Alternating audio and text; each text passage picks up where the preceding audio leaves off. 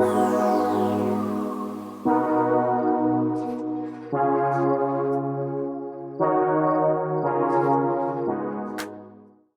everyone, both here and in the ether out there with YouTube, to the first Goggio lecture of this new term. My name is Luca Somigli. I am the chair in the Department of Italian Studies, and I'm kind of excited actually to have finally a Goggio lecture in person. I know that while I was away last term, some events were in person, but this is my first Goggio lecture with an actual audience, so it feels nice. It's yet another sign that we're moving back towards normality. On the other hand, I'd like to welcome all the people that are joining us on our YouTube live stream. If we learn one thing from the pandemic is that technology really does help to expand the reach of our activities, so it's great that you can join us virtually if you can't be in Toronto.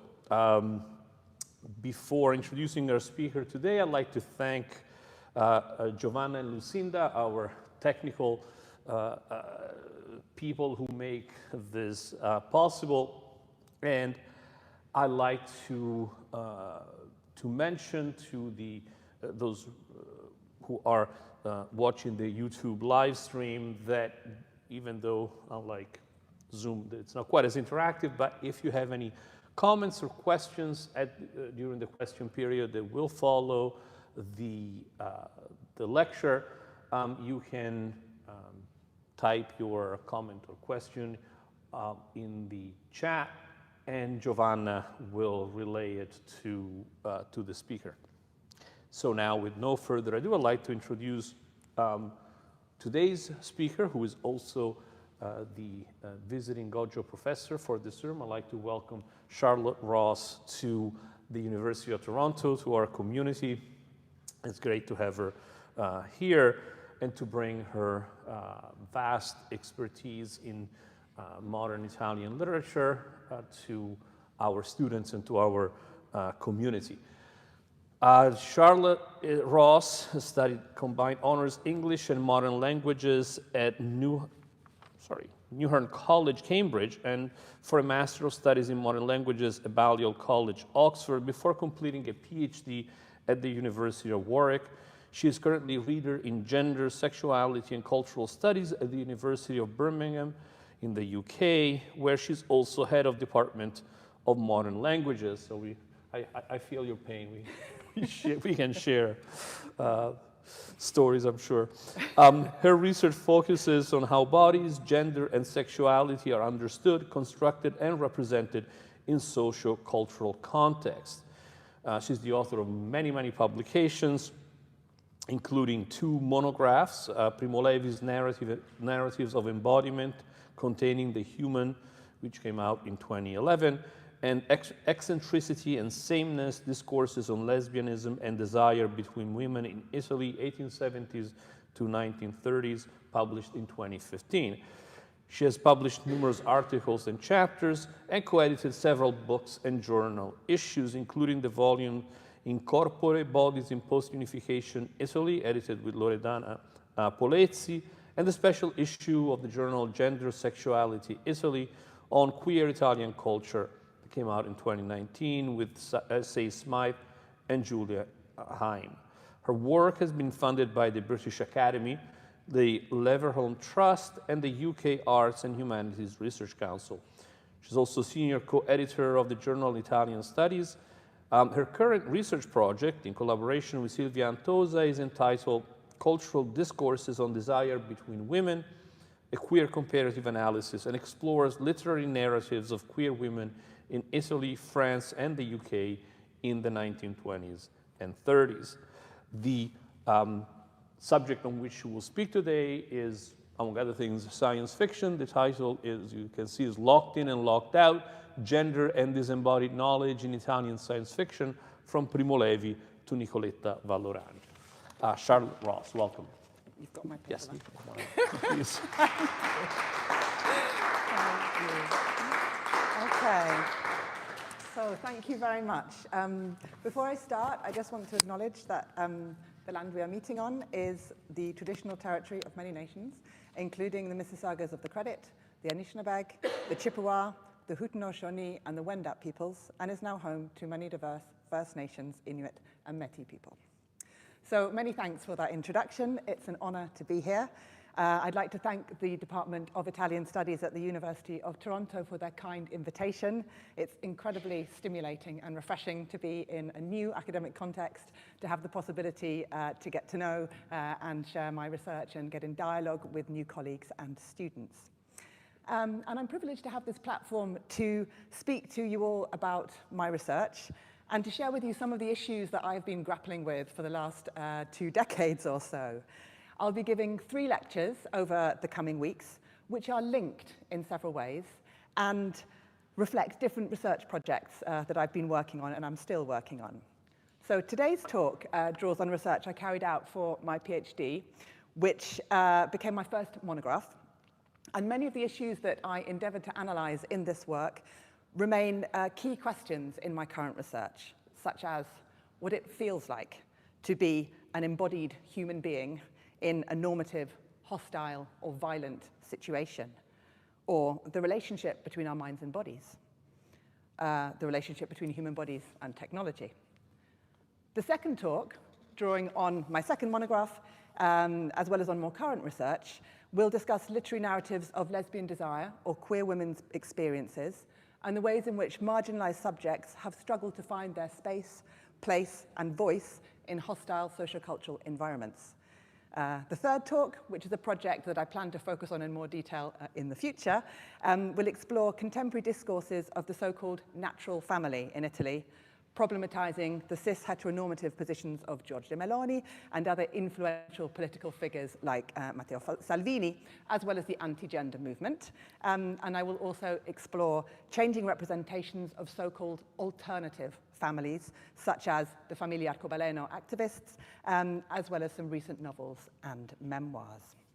And there are several threads, you may have noticed, that link these talks and my different projects, namely an interest in our gendered, sexed, sexual, sexualized, and embodied selves, and how we exist in our social cultural environment, a concern with how inequalities, prescriptive norms, social pressure, and discrimination impact differentially on certain people, sometimes traumatically or even fatally.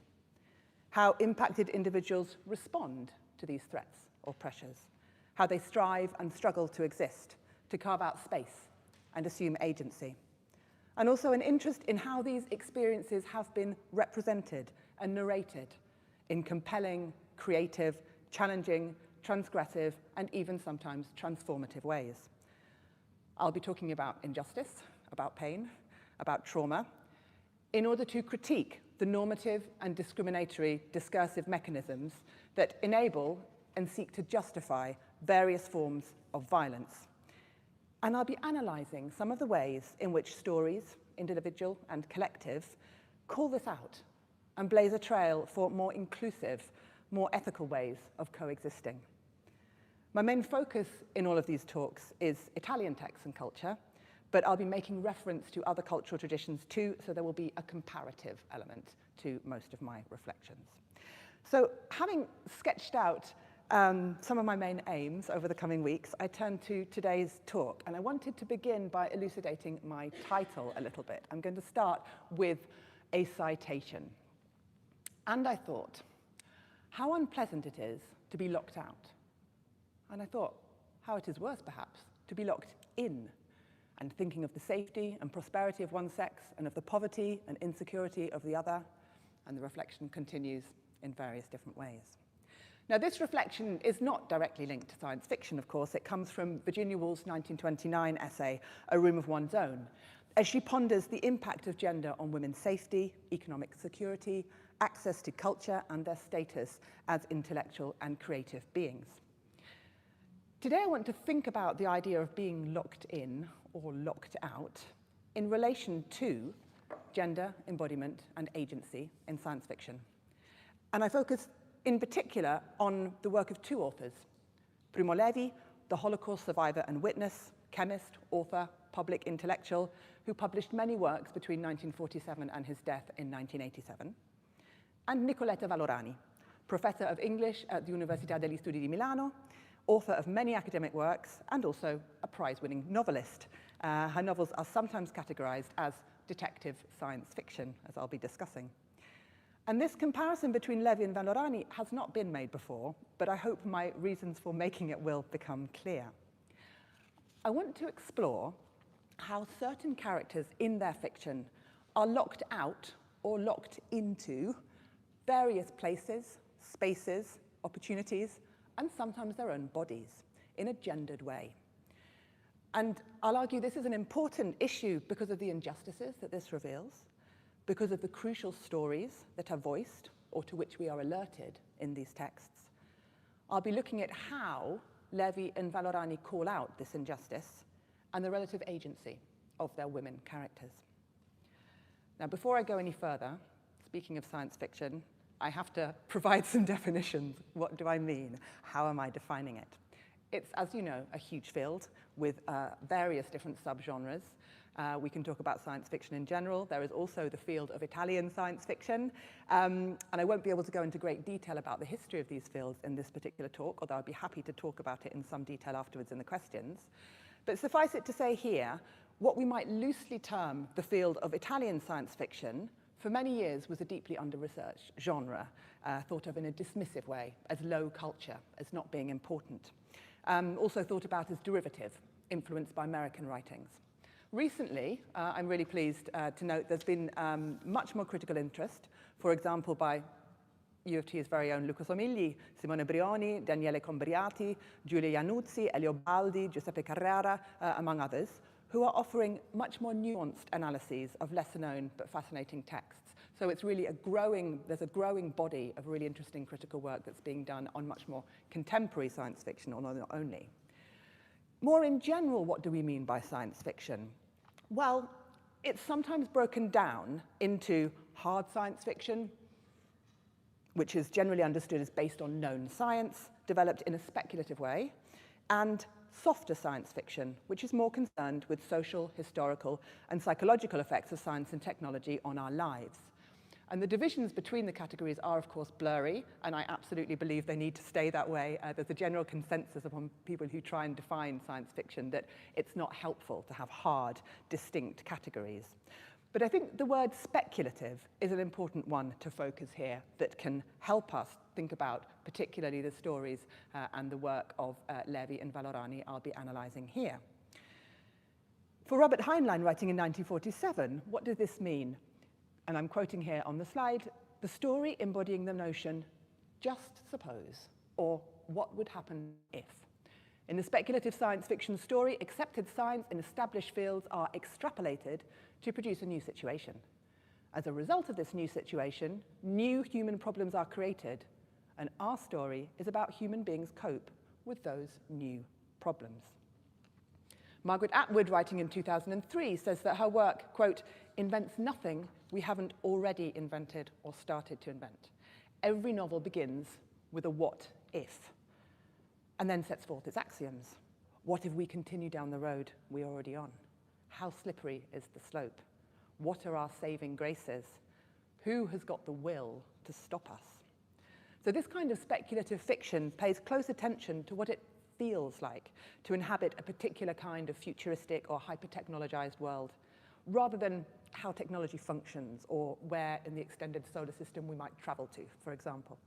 And I would define much of what we might call Levi and Vallorani's science fiction as being speculative. Their work explores what Stanislaw Lem or Philip K. Dick defined as the very similar, something that is, quote, possible under the right circumstances, based on technological potential and past human behavior. So one important point here is the continuity with our known world. It's a step away, almost overlapping. We can imagine it happening. And this may be achieved through narrative, character development, reference to recognizable places, artifacts, cultural practices. Here we are in the realm, I would argue, of writing as urgent warning, as a hypothetical form of modeling that is intended, among other things, to encourage critical reflection on what is already happening and whether we need to act to stop the text from becoming a reality. So turning now to Primo Levi, he is of course best known as a Holocaust survivor for his moving testimonial writings about his experiences in Auschwitz. He was a secular Jew and a chemist who collaborated with the Italian partisans, was captured in 1943, deported to Auschwitz in 1944, where he spent 11 months. He survived, thanks in part to his knowledge of German and chemistry, and eventually managed to return to his home in Turin. Over the next few years, he slowly rebuilt his life and wrote Se questo è un uomo, If This Is a Man, first published in 1947, which remains a global point of reference on school syllabuses and in Holocaust studies. He later wrote several other testimonial works, including La Tregua, The Truth, from 1963, about his journey home after the liberation of the camps. Now, while these works are widely read and known, fewer people know his science fiction stories, which were published in newspapers and magazines over the first few decades of his writing career, and they were then collected as volumes later, notably Storie Naturali from 1966 and Vizio di Forma from 1971, but there are other collections too.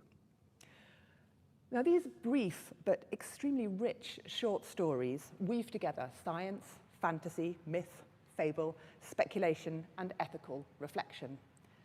In 1961, Italo Calvino called them fantabiologici. In a 1964 editorial, they were described as racconti morali travestiti da racconti da fantascienza, as though science fiction couldn't contain a moral message. In a 1966 interview, Levi himself disputed the label of science fiction, responding to an interviewer's questions by saying, "Non sono storie di fantascienza. Se per fantascienza si intende l'avvenirismo, la fantasia futuristica a buon mercato. Queste sono storie più possibili di tante altre." He therefore arguably wanted readers to see them as a warning about what might happen, in the sense implied by Atwood. Storie Naturali was initially published under the pseudonym Damiano Malabaila for fear that this different genre of, as Levi called it, less serious writing would not be well received by his reading public, who perhaps saw him solely as a Holocaust witness. However, his real identity was clear from text on the book jacket, and Levi later revealed that the stories are linked to his testimonial writing, and I would argue they do tackle serious issues. They were inspired by his perception of various social and moral vizi, or defects, such as the Holocaust, which afflict our lives and societies. In building speculative narratives around these defects, Levi's aim was to raise awareness of impending social-cultural problems, which were caused by what he called il sonno della ragione. He thought that too many of us were sleepwalking into a heinous situation from which it would then be difficult to escape. And Levi here is specifically evoking Francisco Goya's aquatint, El sueño de la razón produce monstruos, the sleep of reason produces monsters, il sonno della ragione genera mostri. This illustrates what can happen when we fail in our vigilance against impending threats. The shadow of the Holocaust falls darkly over these stories. In both Levi's testimonial works and the sci-fi stories, we see human existence reduced to slavery, the individual reified, whether through Nazism or through forms of technology. Levi's stories hypothesize about the power of science and knowledge, the ethical issues raised by unchecked progress, and the place of human freedoms in the modern world. Now, having sketched a brief context for the stories, I want to reflect briefly on Levi's approach to gender and embodiment in general, before turning to some selected stories to look at concrete examples of how his characters are locked in or locked out. So as those of you who know Levi's work may well agree, gender is not front and central to his writing as a whole. But his characters are nevertheless gendered. And as I have argued, a deeply felt awareness of embodiment is crucial to how he depicts human experience. In my work, I've explored how Levi's depictions of human embodiment can be read as inflected by a focus on containment, the body as a container and its material and symbolic contents. He uses a wide variety of metaphors which evoke containment and containers, whether as comforting, emancipating, constraining, or dehumanizing. In his writing, the relationship between body and world may vary from a sensation of utter alienation from the surrounding environment to a deeply interactive fusion, as the body seems to extend beyond its material boundaries and merge with external objects. In his testimonial writing, he talks of the extreme traumatic and humiliating processes of dehumanization that prisoners endured in the camps, and the impact of these specifically on their sense of embodiment. One prisoner, Nulak Zen, is described as a hollow man, quote, vuoto interiormente, nulla più di un involucro, come certe spoglie di insetti che si trovano in riva agli stagni, attaccate con un filo ai sassi, e il vento le scuote. And he himself feels very much like an empty container, stripped of all the social-cultural accoutrements, both material and symbolic, that we use to define ourselves. So sorry, this is the longest citation. It only just fits even on this enormous screen. We read here, and this is from Se questo è un uomo. Ci hanno tolto gli abiti, le scarpe, anche i capelli. Ci toglieranno anche il nome. Consideri ognuno quanto valore, quanto significato è racchiuso anche nelle più piccole nostre abitudini quotidiane, nei 100 oggetti nostri che il più umile mendicante possiede. Un fazzoletto, una vecchia lettera, la fotografia di una persona cara. Queste cose sono parte di noi, quasi come membra del nostro corpo.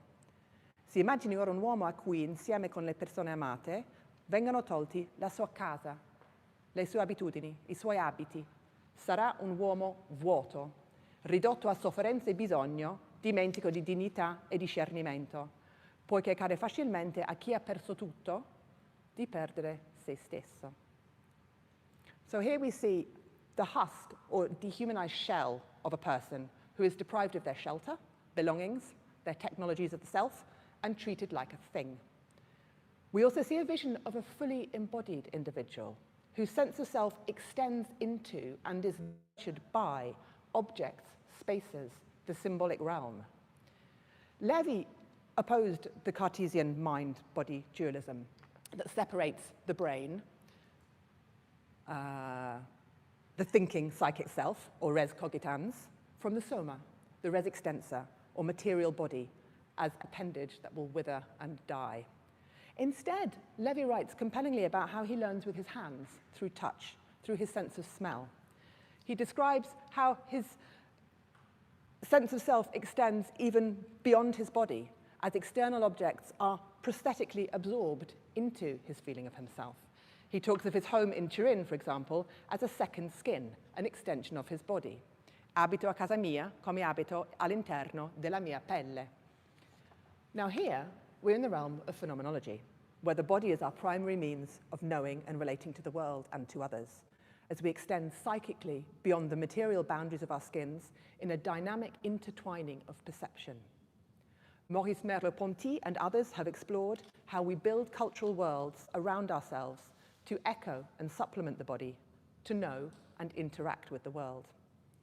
In the essay La mia casa, Levi discusses his house through various metaphors: a mollusk's shell, an old friend.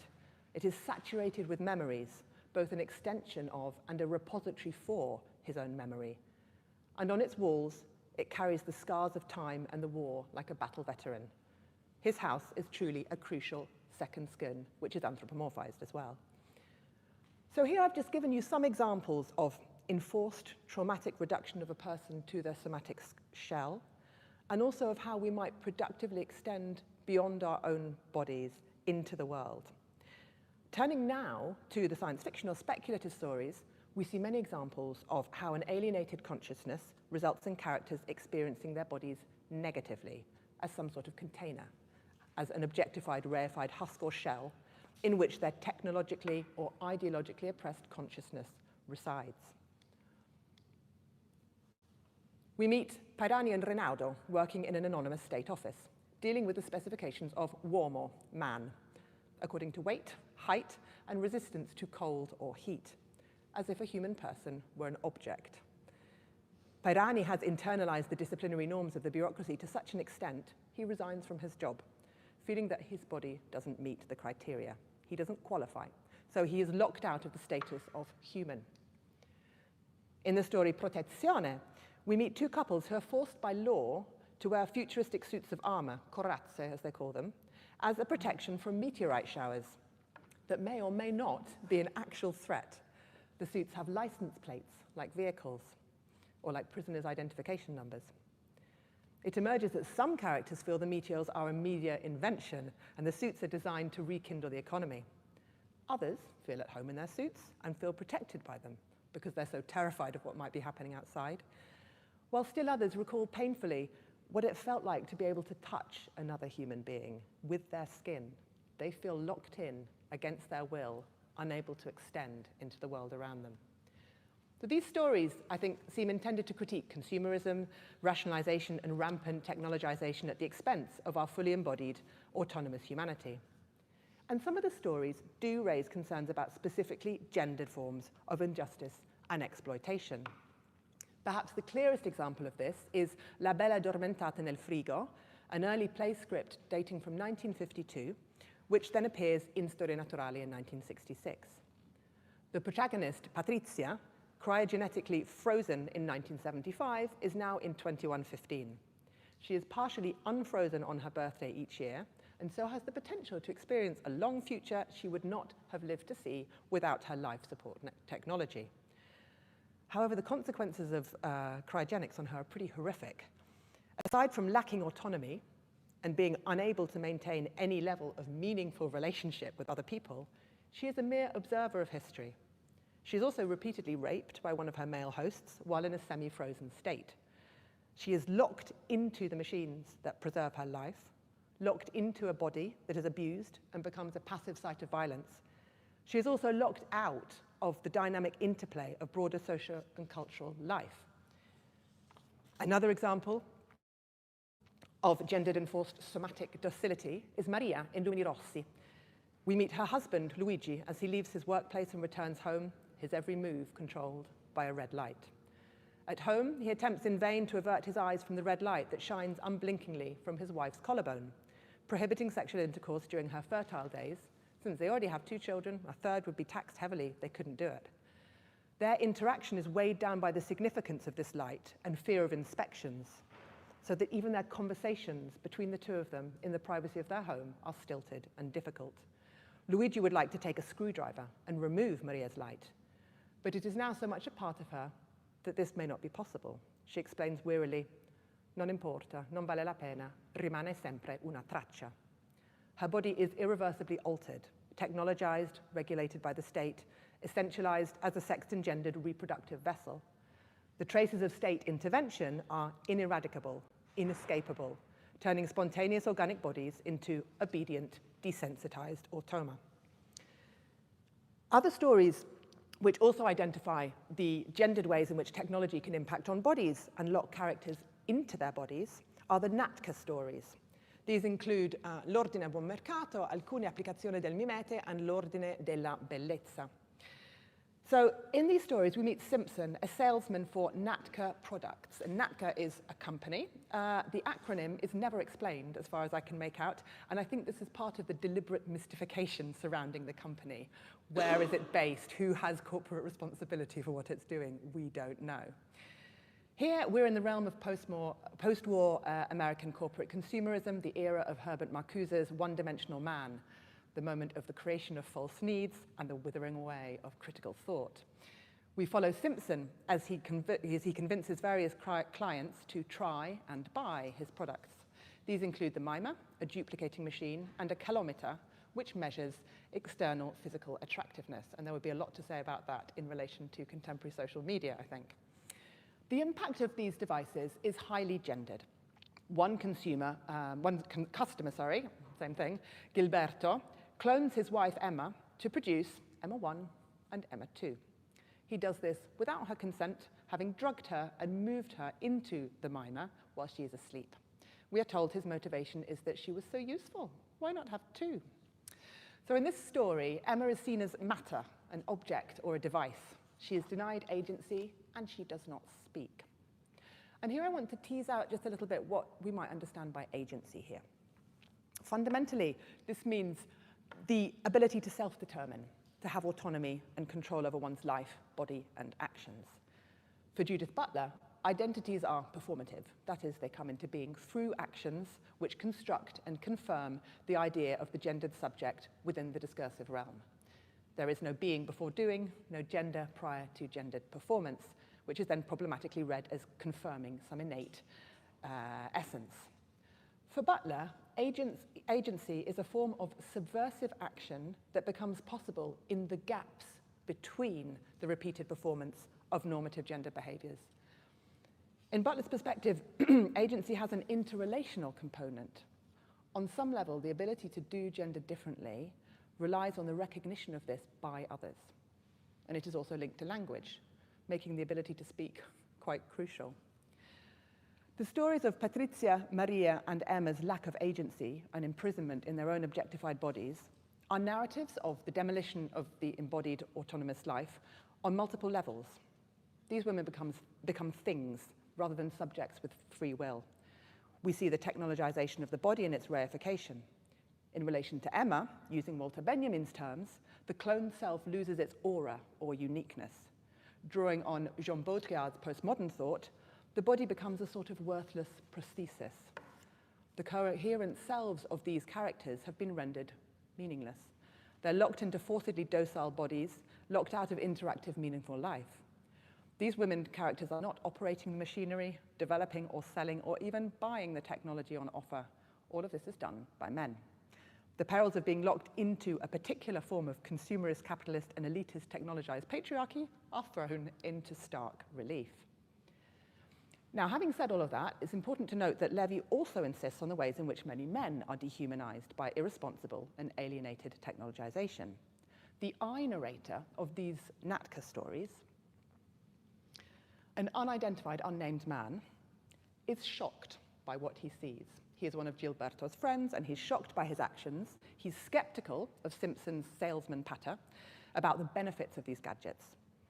So what we see through the eyes of an onlooker, who acts as a bridge between us, the reader, and this possible future, is a world in which technology impacts negatively on both men and women, but it is more difficult for women to assume agency.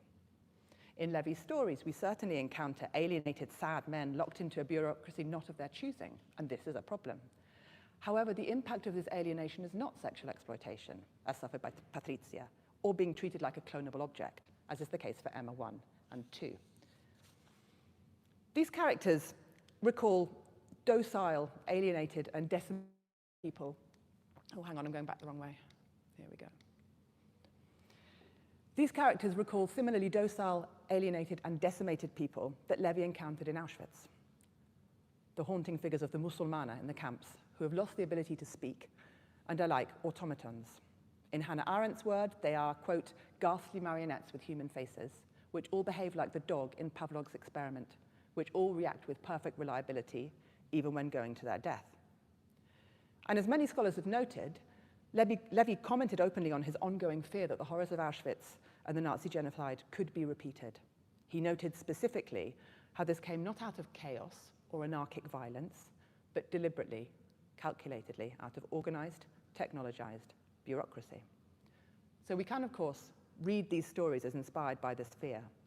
Here we've moved away from sci-fi as a possible future, through sci-fi as a continuation of our present, to speculative visions of a repetition of our past.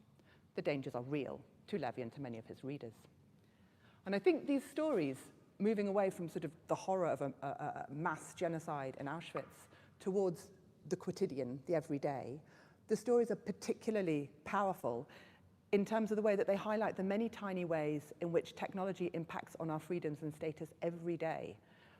Multiple incremental forms of discrimination could be logged, for example.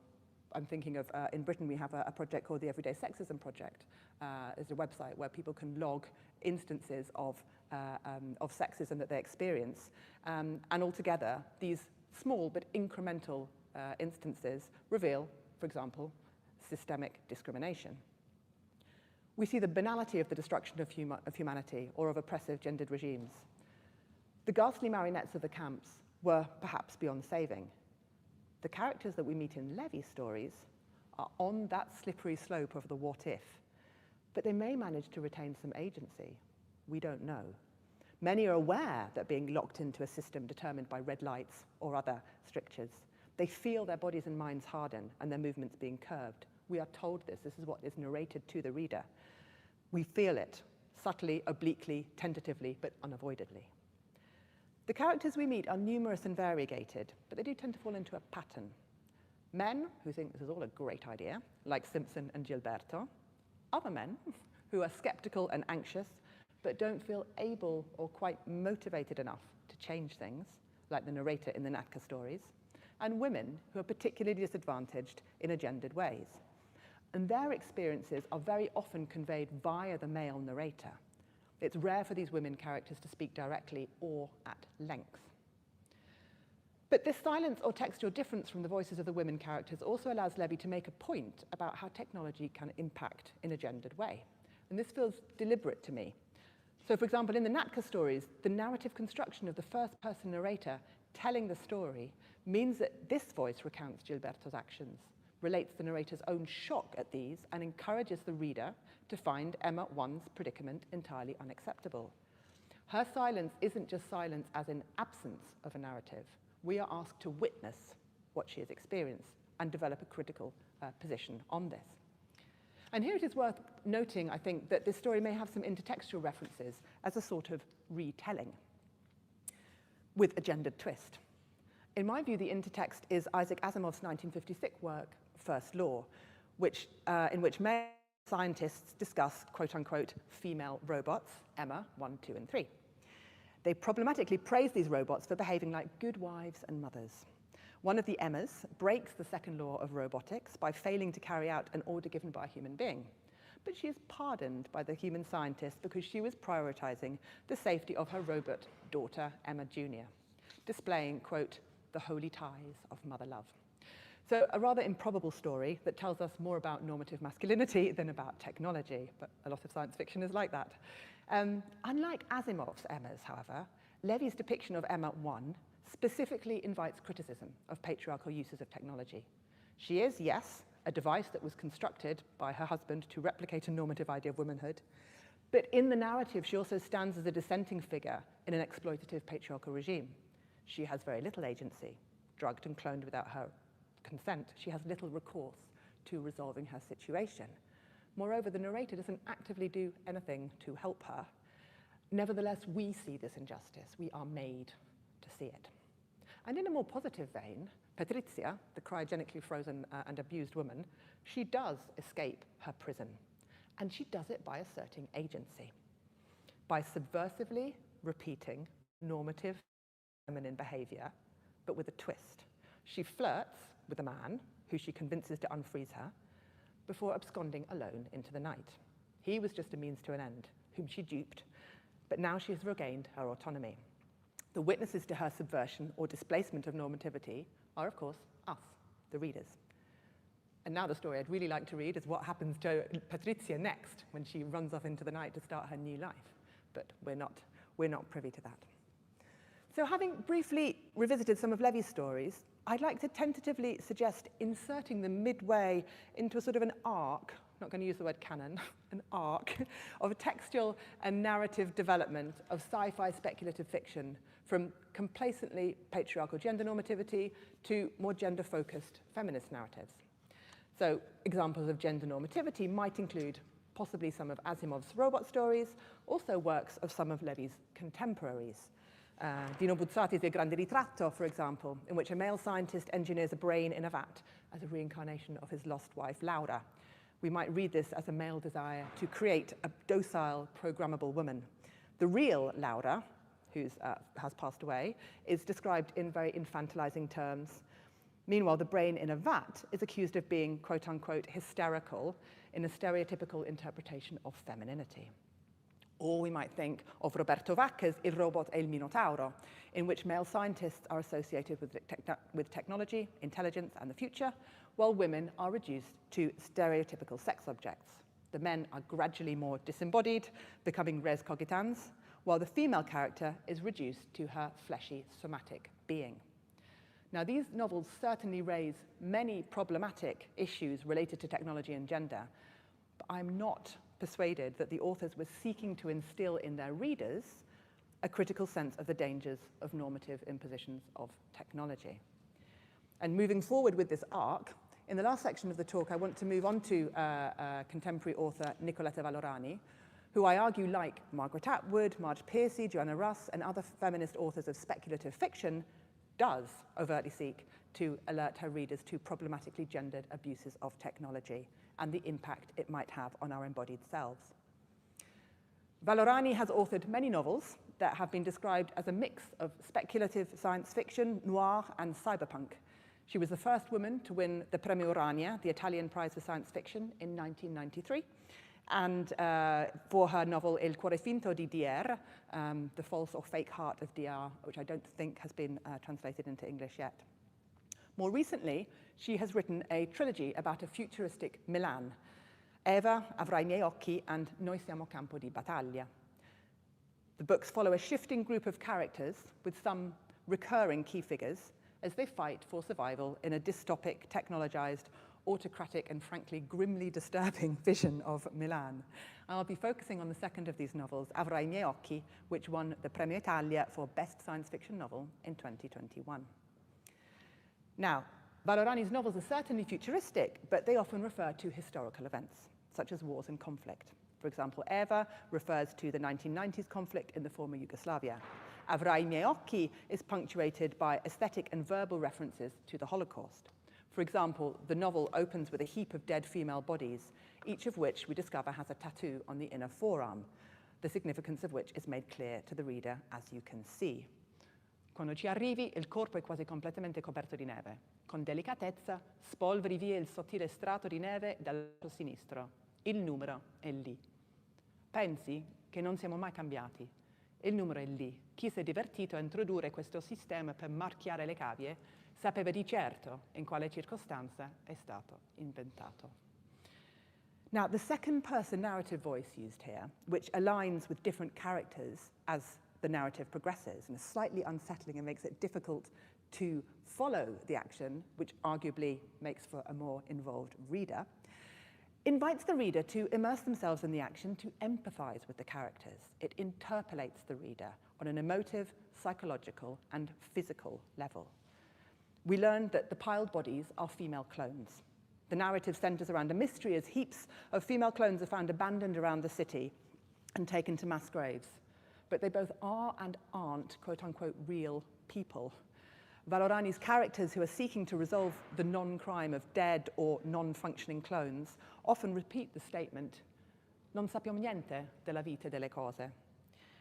This implies that apparently non-sentient things may indeed be sentient, the clones may feel, but it also evokes the terrible dehumanization of prisoners lost in Auschwitz and other camps, where people are treated and disposed of as things.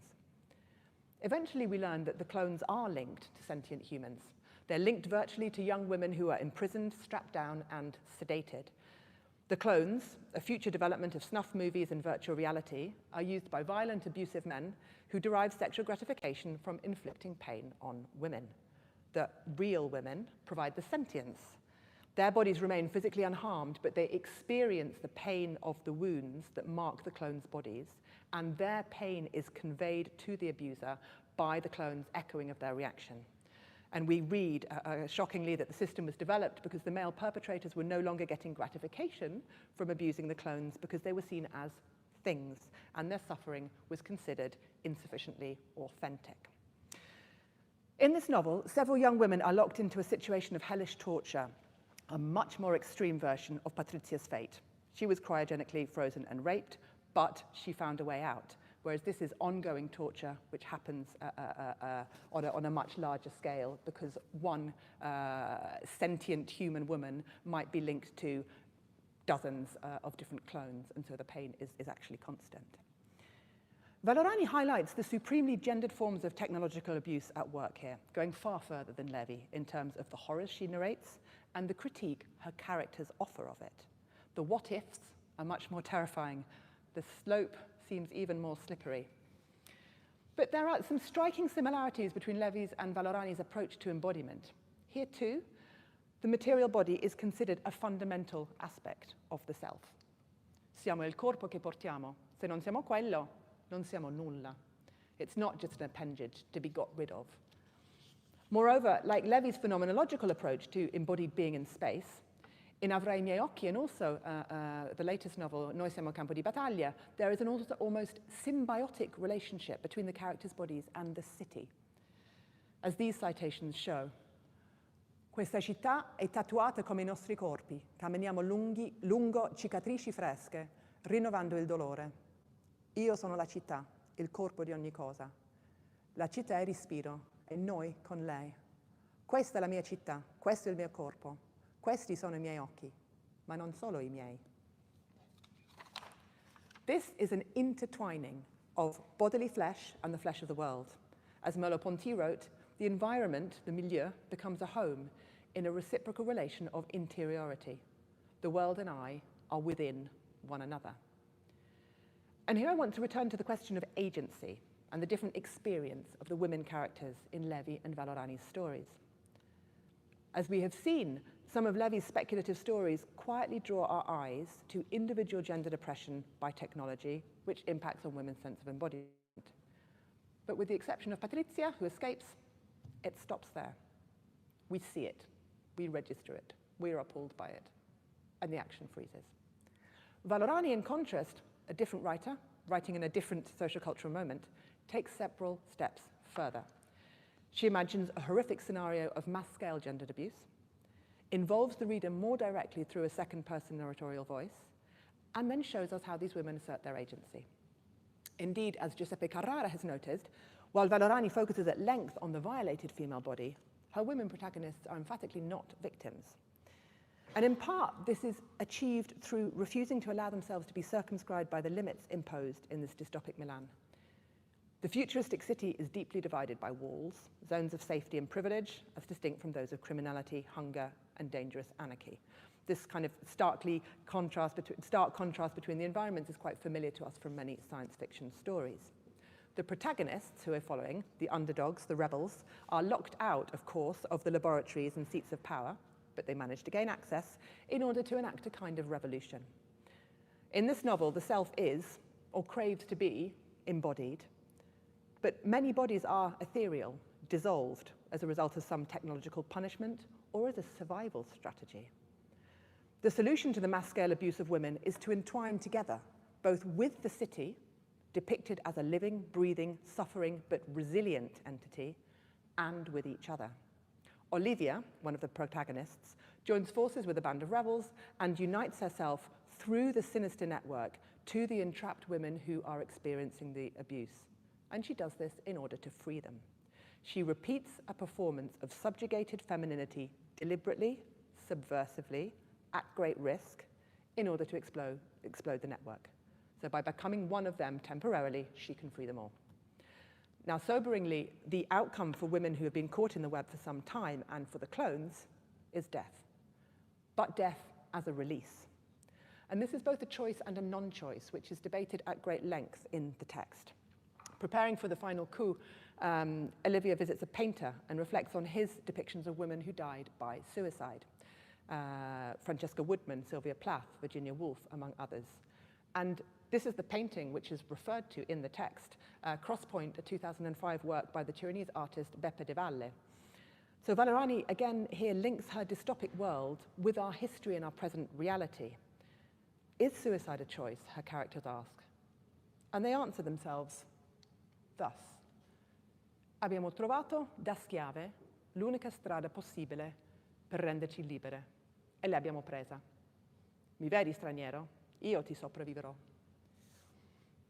Now, to clarify, I don't read this text as in any way glorifying suicide, but rather as saluting the brilliance of so many women who we lost earlier than we might have done, who made what they saw as a necessary choice. These women do what they can, and as Butler writes, agency can only be expressed within the limits of the intelligible. As to those who remain in this futuristic Milan, the distinction between embodied material life and something other, disembodied but still sentient, is extremely porous. Several characters, as I've mentioned, are disembodied, invisible, self-recreating, shimmering apparitions made of waves and particles. There is an implication that life can carry on in this state if it has to, It's not the desired outcome, but it's a way of survival after the loss and destruction of the physical body. And this can be achieved by merging with the energies of the city and the other disembodied survivors. Or at the very least, even if this isn't an enjoyable form of life, there is some kind of release from physical pain. So to conclude, I began with ideas about being locked out or locked in, excluded or imprisoned. And I have discussed literature that explores this in relation to futuristic experiences of gender and embodiment. Comparing texts across time can show what has changed and what has not. And without seeking to trace any direct lines of influence between Levi and Vallorani's texts, I think we can identify some striking resemblances across their work relating to how we might understand the body and embodiment, particularly the body in pain, in relation to gendered abuses of hyper-technologisation. We can see how speculative fiction is a crucial genre through which to explore this. It may have by now some generally identifiable characteristics, but is arguably not weighed by tradition. So therefore, it's supremely open to narrative experiments with the limits of what can be expressed through narrative. Both Levi and Vallorani are extremely elusive writers and thinkers, weaving artworks, novels, and other written texts into their stories. There is a rich web of intertextuality that animates their writing. And in my view, this is further enriched by putting their works in dialogue with each other, by reading their narratives of traumatized characters, struggling with their sense of self and embodiment alongside one another. They're part of a larger web of stories that seek to offer recognition by seeing, showing, giving voice to those who experience abuse and oppression. One key difference, I think, is where their stories start and where they stop. While most of Levi's stories freeze frame, leaving their characters paralyzed in the face of impending reification, Vallorani's women characters take action. Her narrative voice draws the reader inexorably into a closer relationship with these characters and into their active, subversive displacements of gendered oppression. Thank you very much for listening.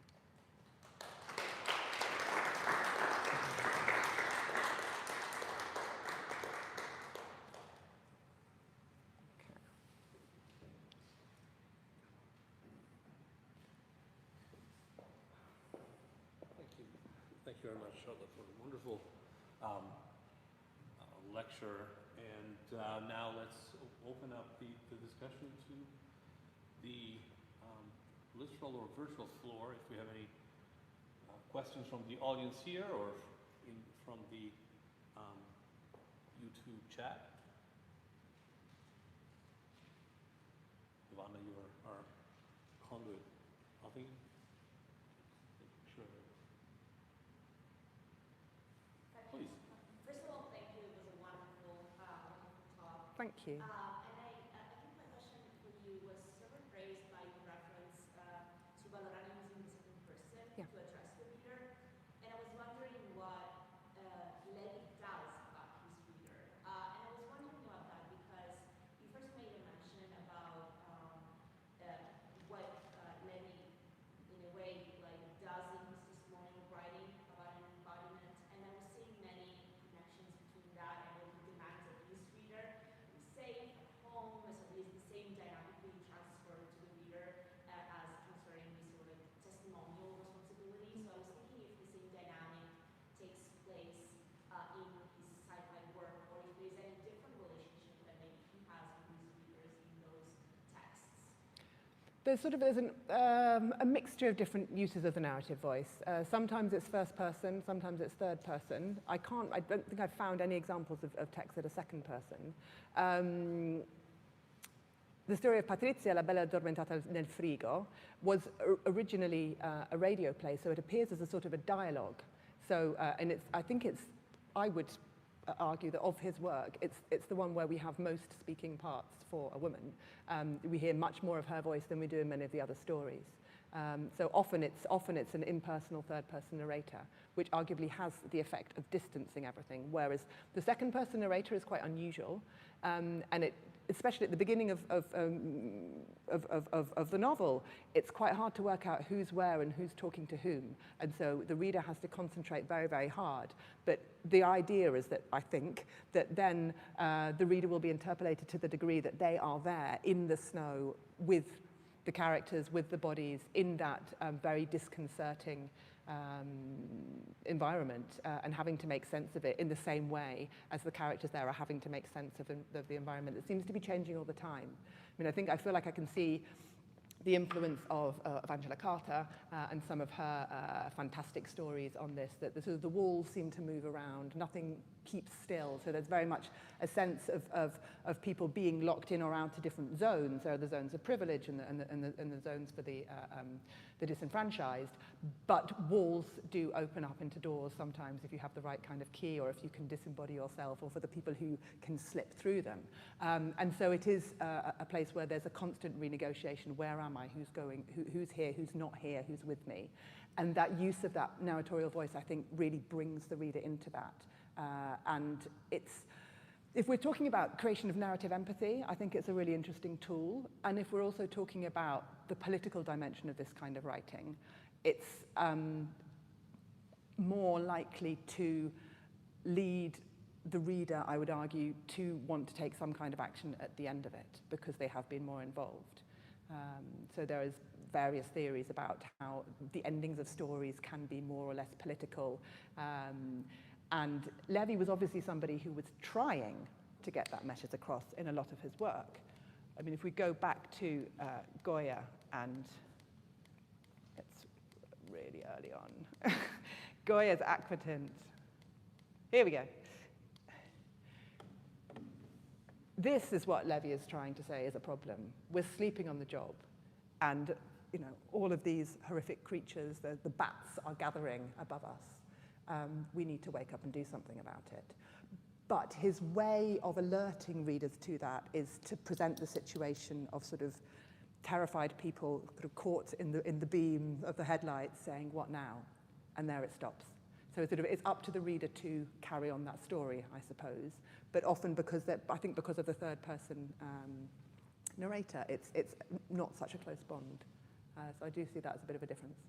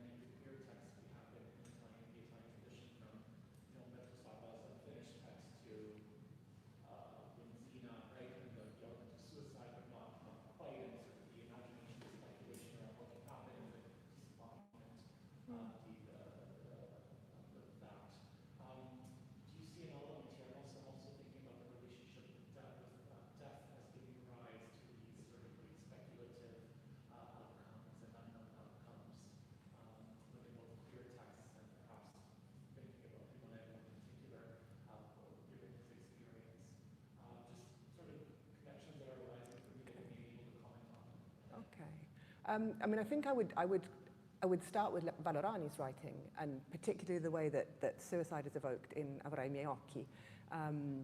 It's seen as some kind of choice in a difficult situation.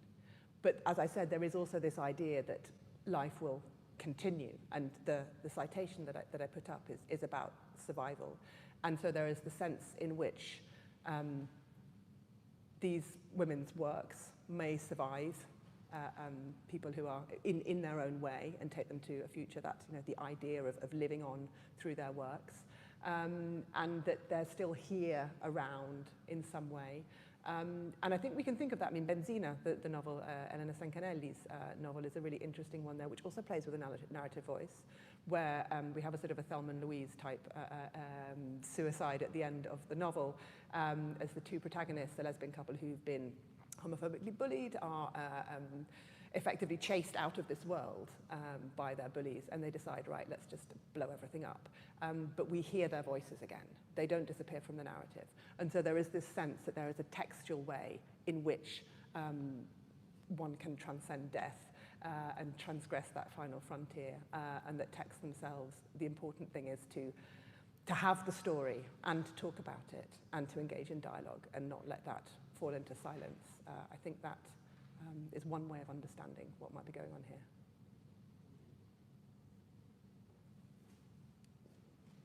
I was curious about whether there were any representations in the works that you were analyzing that were looking at like genders that weren't specifically codified as a woman who's sort of being used in her properties or sexual somatic body, and men that were turned into automatons or perpetrators of this violence using technology. I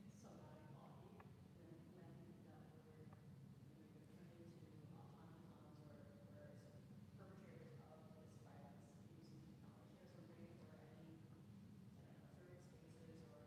places where there wasn't very clear binary distinction.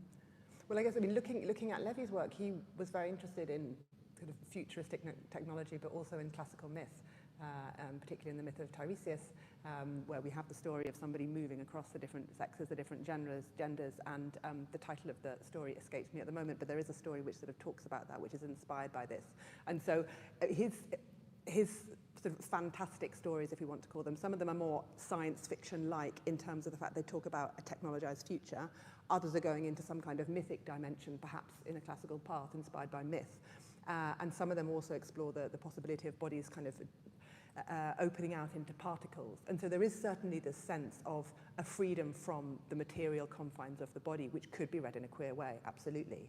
In Vallorani's work, the protagonists who we are following, kind of, you know, the trusty band of rebels who are going to try and bring all of this extreme abuse to an end, are quite queer in their own approaches. I mean, really, Olivia is someone who somehow manages to sort of to change and to recreate her body and her aesthetic on a regular basis. So she both is and isn't herself. She's changing all the time. She's sometimes almost irrecognizable, unrecognizable almost to herself. And so that's certainly somebody who's not trapped within a normative frame of embodiment, and somebody who is moving beyond that in a sort of a self-determined way. We don't quite understand how these metamorphoses happen, but they are happening. And they're happening in a way that's sort of turning her into a really, really supremely active sort of hero, heroine figure, taking the story forward, even when talking about the identification with the subjugated women, because of her consciousness, because of her interior reflections that we're privy to. So there are some really interesting moments where I suppose the physical body is somehow dissolved, and that opens up all kinds of possibilities.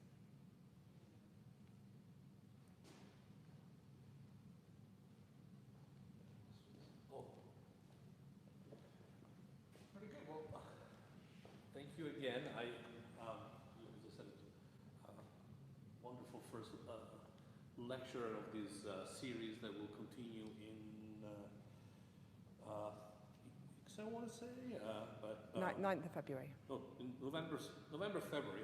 I want to try to do the math. I think maybe 3 weeks. Yeah. Second lecture in the series of 3. So we'll see you.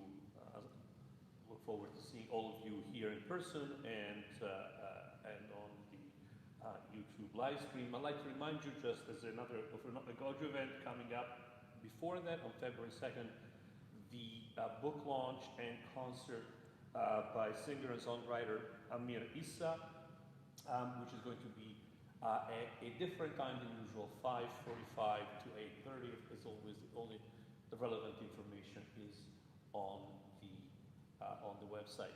So thank you to those who joined us on YouTube, those who are here. I look forward to seeing you upstairs for a small, what's the word I'm looking for? for a small reception. Yes, that's it. And most importantly, I'd like to thanks again Professor Ross for her lecture. Thank you very much. Thank you. Thank you.